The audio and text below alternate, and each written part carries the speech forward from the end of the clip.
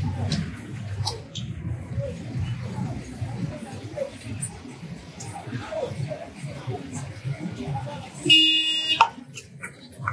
man, what are you doing?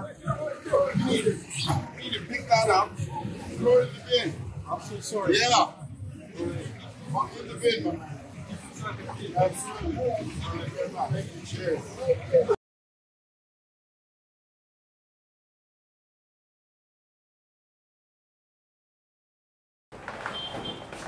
So, Mr. Mwewa, thanks for having us. We're here at the Simoson Building. Wonderful. Thank you for being here. Thank you so much. We're happy to have you. That's great. It's good to be back in the country as well. Welcome back. Thanks. So tell me a bit more about yourself, where you were born, when you were born. Sure. My name is Chitambala Mwewa. I was born here in Lusaka, and I'm 49 years old. I'm married with 4 kids, and yeah, that's me. Okay, nice. And you're telling me that we're here in the Simoson Building. Could you tell me a bit more about that? Sure. Simoson Building is a building that my late father built back in 1986. He built it in 86, but it was opened in 1987.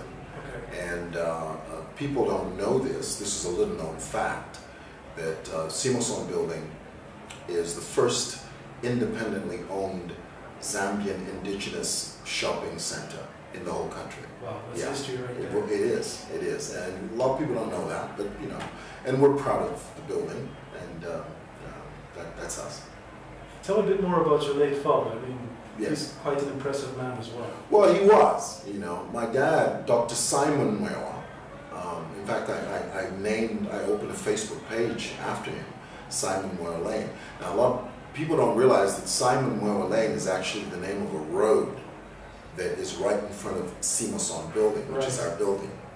And the road was named after him. My father was the very first governor of Lusaka, and he served as mayor of the city of Lusaka in the late 70s, going into early 80s.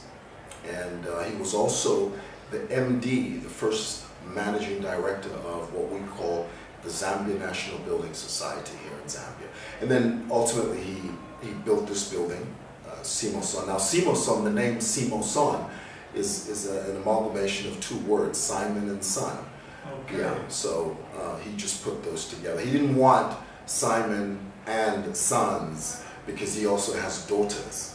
Yeah, so he wanted a generic, short, quick name that everybody could remember, Simoson. Okay, that makes sense.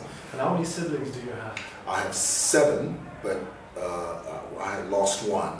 We lost 1 last year, so we're 6 of us now. Okay. And you're all involved in the business, or? No. Over here at Simoson, my sister and I actively we run the place here.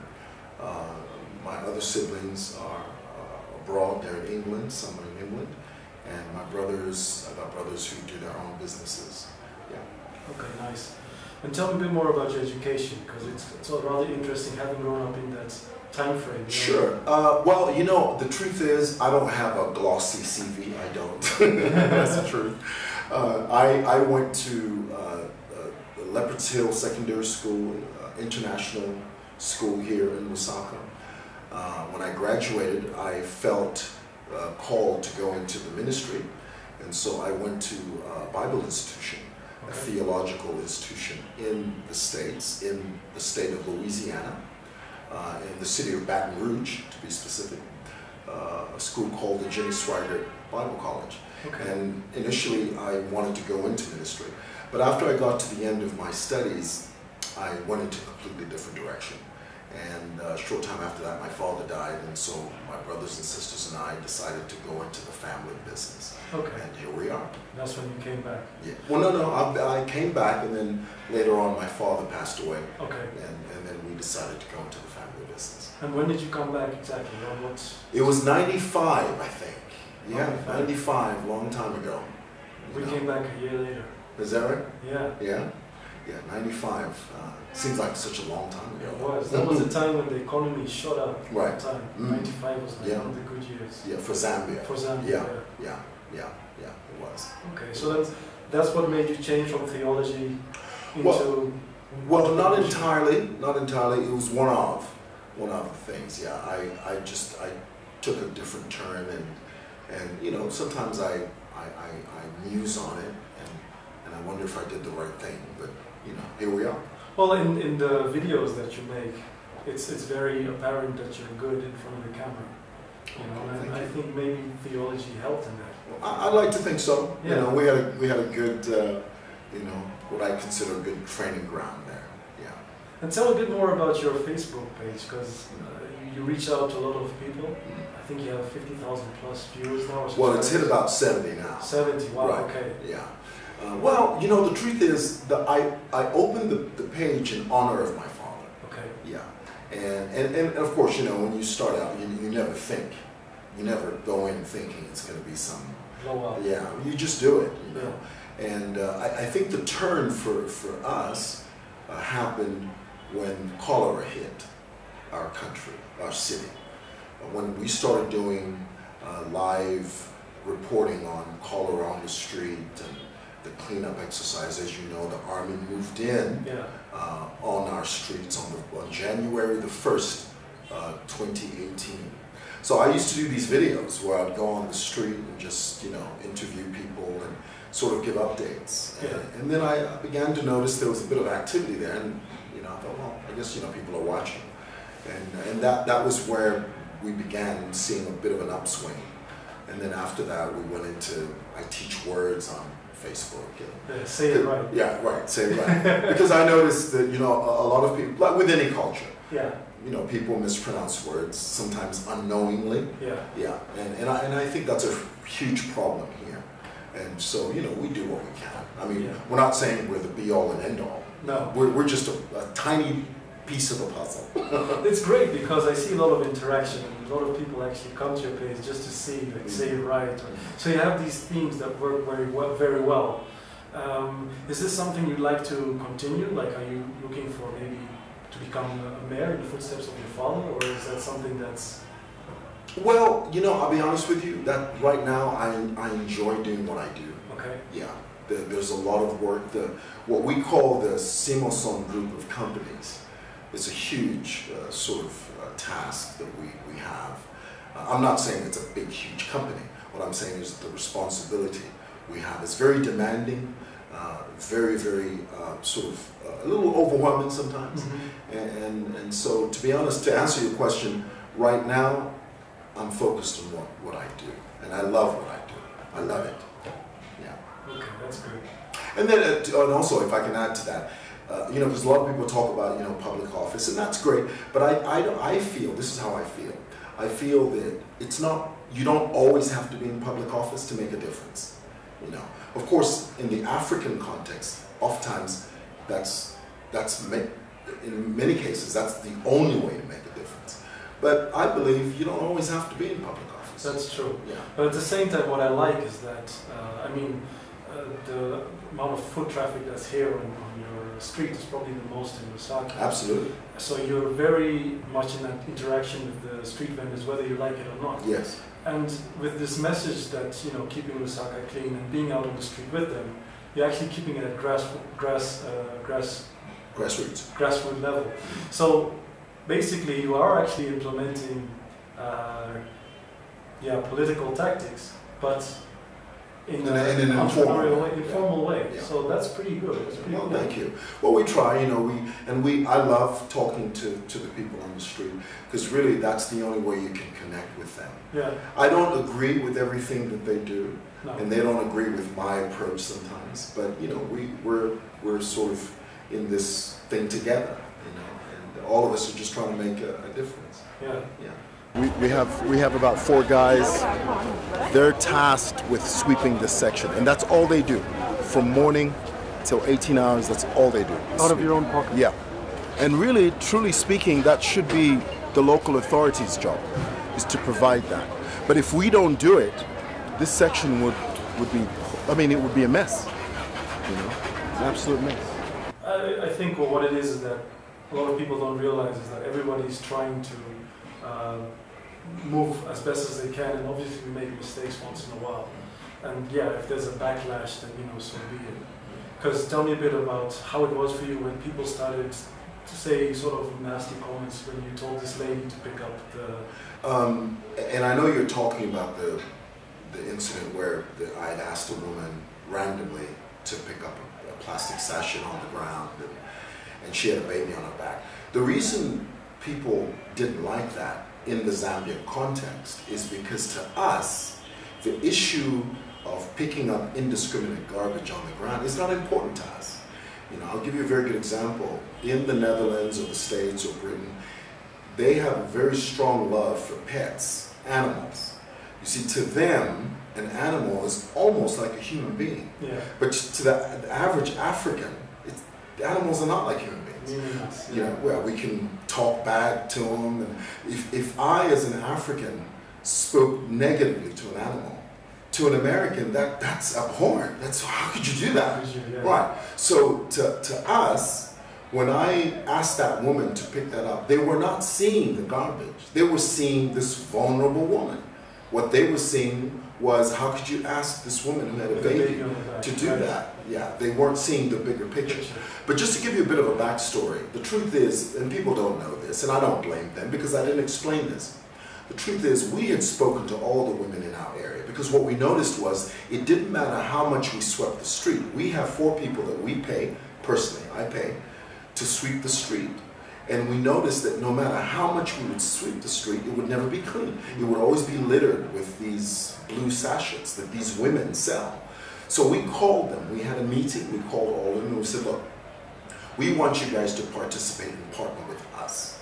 When we sweep, when we see you walking past, every so often, we're going to ask you to help us. And they agreed. And so the video clip doesn't show that. No. All it shows is a snippet. Right, yeah. And people don't know the backstory to it. And I don't blame them. But so to answer your question, it was a horrible experience, and the people completely misunderstood what we were trying to accomplish.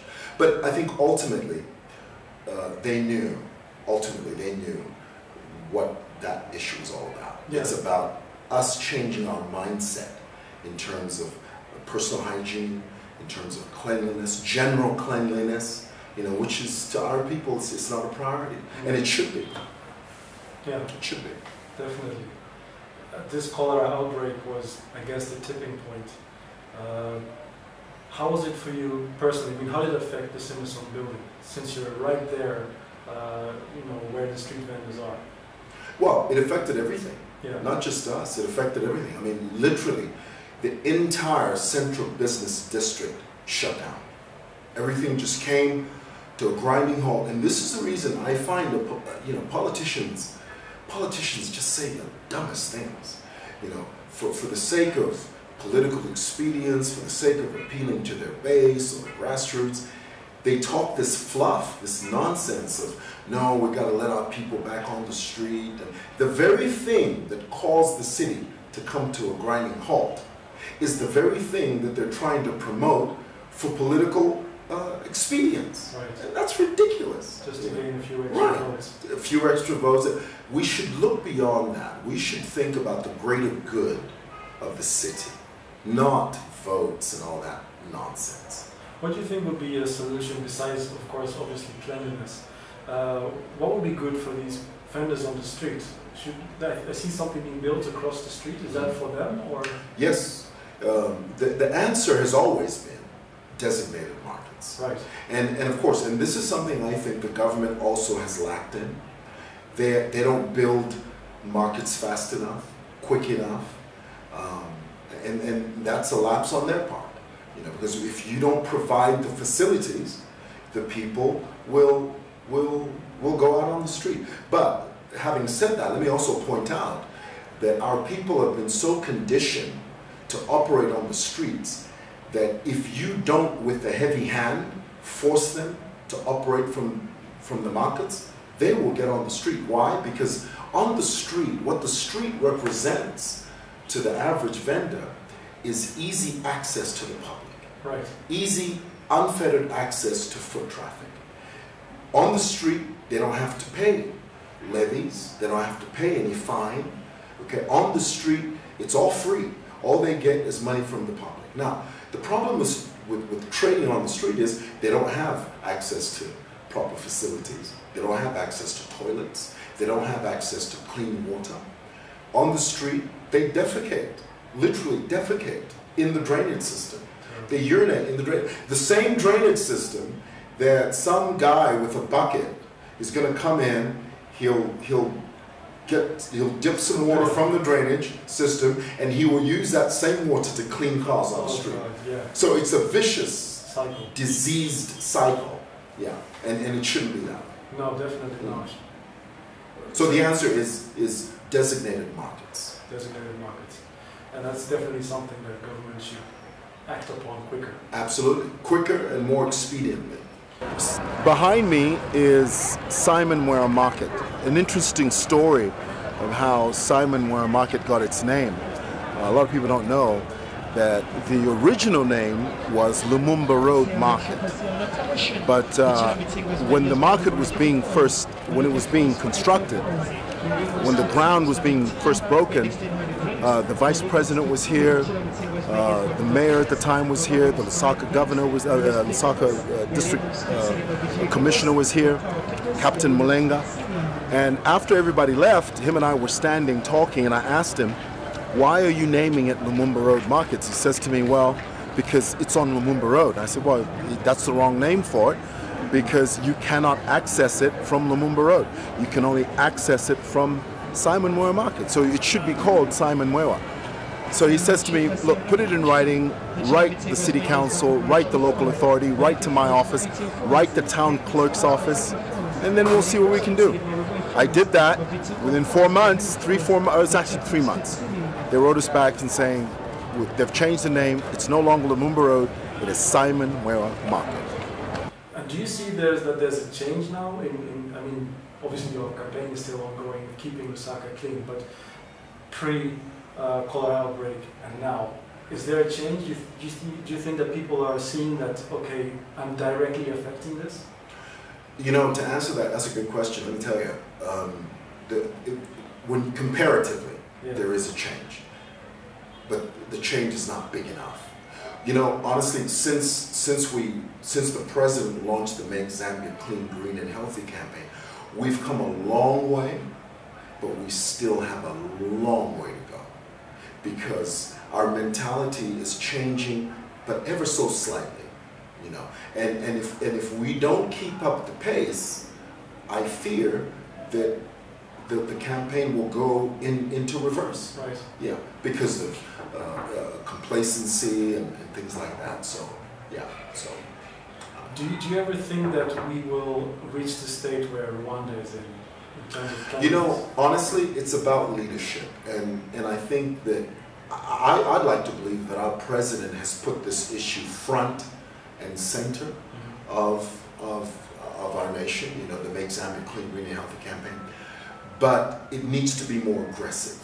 And Rwanda's achievement, in part, has been attained because you have a benevolent dictator, in a way, really. And often, and the truth is, within the African context, that's what you need. You need someone with a heavy hand that will get the job done. Of course, I know to the Western world that doesn't sound so democratic, right. But within that, we live here, we know.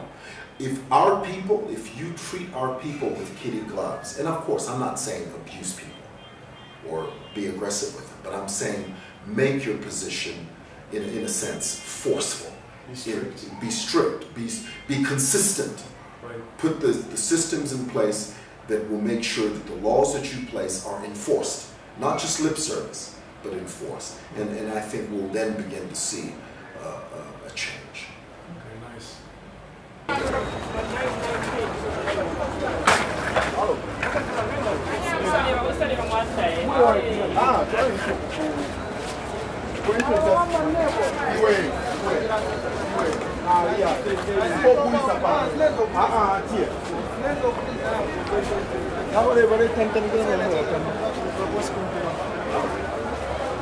You know what these guys do?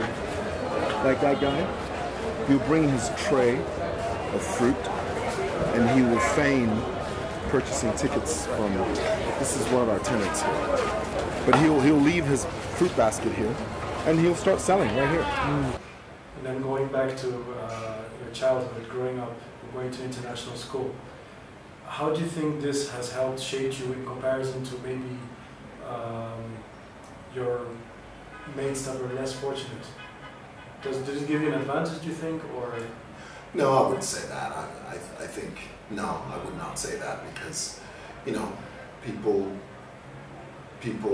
come from different backgrounds, you know, they're exposed to different things. I mean, there's so many kids who I know that didn't go to international school, that went to basic government schools, who are amazingly brilliant, you know, more talented, more brilliant than I am, you know. And like I said, I don't have a glossy CV at all, but I know a lot of kids who went to basic government schools who are amazing people now. Yeah. And these are people you do business with, or? Yes, people I know, friends, you know, and yeah. So collectively together, you're helping making Zambia a better place. Absolutely, and at least it should be that way. Yeah. Yeah, at least it should be that way. Is it also one of the reasons why you came back to help make a difference? No. Initially, that was not my thought. My thought was not to go back and make a difference. You know, it was just the other. Let me also point out one of the reasons I came back also was I wanted to marry a Zambian woman. We love Americans, but I love my people more. Yeah, okay, and I did, and thankfully I did. So you met her after you came back? No, my wife and I went to school together. We were in the same class. So high school? No, not high school. We went to school together. We were just schoolmates. Okay. Yeah, but I only got interested in her when she left university. She graduated, I graduated, and then we sort of hooked up, and boom, we sort of got reacquainted, and then I looked at her in a different light, and I think it was 6 months, 6 or 7 months down the road, we were married. Oh, wow. And that was almost 20 years ago. Wow. Yeah. Nice. 19 now, actually. This is the, 19. So 20th year. Yeah. Okay. Yes. Nice one. And what was it like coming back to Zambia? Was it a bit of a readjusting phase? They say that it takes 4 years to readjust to the Zambian lifestyle. Was it like that for you, or? You know, it's interesting you've said 4 years. I've never heard the 4 years, but I know. but it was very difficult. Yeah. Initially, it was very hard, very difficult to readjust, to realign your thinking. In fact, there were times I would think, you know what, I've made a mistake. This is not going to work. But you have to understand that as a foreigner, wherever you go, this is how I believe. You can adjust when you come back because this is your home. Right. Yeah, you can adjust. And of course we're all different. You know, there are people who live in foreign countries and they function well there, and it's working for them, and that's great, and they're fine to do that. But to answer your question, yes, it was very difficult. It didn't take me 4 years. I think it took me about 2 years to finally sort of find my feet. Because, you know, the thing about coming back, people that live in the diaspora, when they come back, the biggest fear is, where am I going to fit in? How am I going to function? You know, and that is the biggest fear. But once you find your feet and you know what you want to do, especially when you've got roots, you know, you've got family, people who, you know, after a while you acclimate, you know, and it kind of begins to catch on, and you're fine. And then when you finally go into full stride, you think, what was I afraid of? Yeah. You know, yeah. So, and I'm glad I came back. I'm really happy. So what would you say was the biggest obstacle in repatriating and getting back into society? Well, there were many, but one that immediately comes to mind was the issue of service delivery.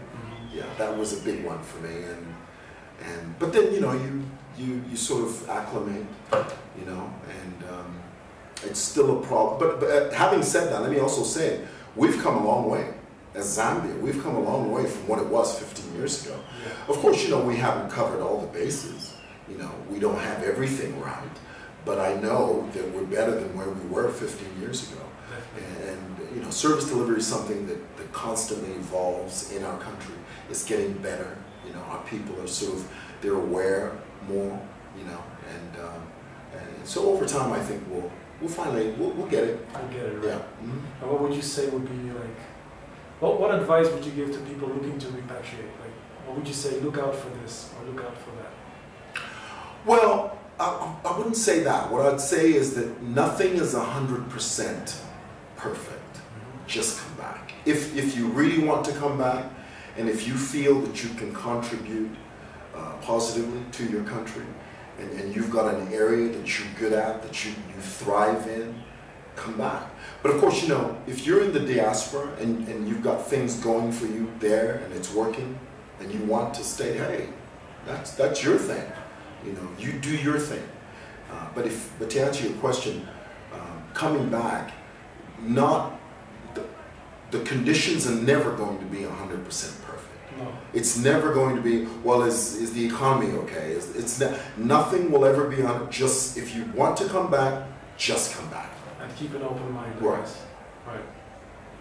Tell me a bit more about the Simoson Building. How many rooms are here? What kind of activities are being done here? Tell me a bit more. Sure. Simoson Building has about 230 shops. Oh, wow. And these are small shops. We're not like arcades or Mandy Hill. They've got these huge, big, sprawling shops. We cater to the average Zambian. And our shops range from about 5,000 kwacha to about 7. Okay. We have a few that are about 3,000 and all. And mainly we have spare part shops, electronics shops here. And also let me just point out, about 10 years ago, the building was derelict. You know, it's still not so pretty now, but 10 years ago it was derelict. Oh, no. Yeah, it was just complete. And then we were overrun by bars, you know, and we're significantly bringing that down. But what helped us was when they first built the city market, which is across the street from us. And then business really started moving. And, more foot traffic. Yeah, more foot traffic. And yeah, so basically we have, you know, spare part shops, vehicle part shops. That's our anchor sort of tenant base. And what would you say sets you apart from competition? Well, the truth is, it's about 90% of our tenants are Zambian. Right. Black, indigenous Zambians. You know, if you go to these Mandy Hill, and they're doing a great job. You know, Mandy Hill, arcades, all those guys, they do great. They're good at what they do. You know, but you've got a more of a like a cosmopolitan melting pot there. You know, you've got Asians, Lebanese, you've got people from South Africa. Over here, it's 90% black, indigenous Zambians. Okay. We have a few Chinese, you know, and you know they're good guys, you know, and but it's mainly Zambians. That's what makes us different from everybody else. Okay, so you're really supporting the local people with this building. Yes, and they're supporting us. Yeah, of course. Yeah. Without them, there wouldn't be you. Absolutely, and vice versa. And vice versa. Right. Yeah. Mm-hmm. So what would you say is the end game for the Simoson Building? When would you say, okay, now I've reached a point where I'm fully satisfied? Well, we haven't gotten there, and I don't think we'll ever get there because the plan for this building, actually, and I'm glad you brought that up, eventually what we want to do with this building is not so much change it, but sort of just give it an uplift, sort of like a facelift, not an uplift, a facelift. Because we recognize the historical significance of the building. One of the first things we have to do is to make the building comely to look at, you know, sort of pretty to look at. Right. Yeah. So the plan is just to give it a facelift, but to maintain its historical sort of heritage. Yeah. Right. Yeah. How long do you think it will take to reach that point? About 3 to 4 years. 3 to 4 years. Yeah. Okay, so you got your roadmap in place. Absolutely. Nice. You do a lot of other activities. Could you tell us a bit more about that? Well, mostly my activities are centered here. Mm-hmm. Yeah, everything I do from here. Whatever I do on social media, I do from my office. You know, and I'm always here. I come here at 7:45 every morning. I leave at 18:30 every single day, apart from Sunday. I don't work Sunday, okay. but I come Monday to Saturday. and I'm always here. If I'm not here, I'm doing a meeting somewhere, but my base is right here. Right here. Yes. And do you involve the children with the family business, or no? Well, no, they're too, well. I've got 4 kids. My wife and I, we've got 4 kids. The first one is a medical doctor. Oh, wow. Yeah, at the UTH, which is the biggest hospital here in Zambia. And our second one is studying to be a dentist in China. Okay. Yeah. So these other 2, they're very young. But you know, this is a building etched in legacy. So I know we're going to pass it on to my brothers and sisters and I. We've got kids that, you know, all the kids are probably going to be involved in some way or another. It's either that or take it to the next level. You know. And do you have anybody that you'd say you could see as an advisor in everything that you do? Is there someone that you would see like for lack of better words, an idol? A mentor, yeah. A mentor? Yeah, a couple of people. There are several people, yeah, friends, family. We've got pastors that are very involved in our lives, you know, and business entrepreneurs that they're good at what they do. One of the people that I look up to in terms of business is Mr. Friday Njovu. Okay. Mr. Friday Njovu was the owner of Invest Trust Bank, one of the largest indigenous, if not, I think it's the largest indigenous bank in Zambia, if I'm not mistaken on that. I could be wrong, but I think that's the, check that if you we'll look it we'll up. Look it up. Yeah, but he's been a, you know, I look up to him as someone that I regard as a, you know, and of course my dad was. My father was an amazing man, you know. There's so many things my dad would say to me when I was a young person that I would listen to him and I think, what are you talking about? Years later, I realized he was so wise. You know, there's that old saying, the young man says to this old man, says, you know nothing, you know, but then afterwards, years later, he realized he was the wisest man you ever knew. You know, that was my dad. Do you think he was ahead of his time? Way ahead of his time. You know, my dad, let me tell you a story. My father, one of the things that, if you go to the Zambia National Building Society, when that building, some people know this, when that building was when it was first built, one of the things that he wanted to do was to create this underground parking. Right. Now, in those days, that was unheard of. You know, and people would say, well, why do you want, there's so much land. Yeah. Why do you want underground? No, you know, and he would tell them, he would say, well, there's coming a time when there'll be too many cars in the central business. And they would say, no, we don't need that. We just, you know, you don't need underground parking. So my father was ahead of time. He has foresight. He did. Nice. He did. Are you going to make it happen that there will be a book in his name, maybe as a memoir, or? I'd love that. And not just me, my brothers, my mother, my siblings, my sisters, we would like that. I mean, it's entwined with the history of Lusaka. Absolutely. As well as this building. Absolutely. Yeah. So that's something that definitely has to happen. Yeah. For budding entrepreneurs, what would you say, what would you advise them? What tips would you give them to start? Besides, you already mentioned people repatriating, just keep an open mind. But people that are already here, what would you say, this is something you need to keep in mind when you're starting? Well, get an education first of all, you know, make sure that whatever you're doing, you've got a good education. And looking back in terms of business, I wish I'd done that, you know.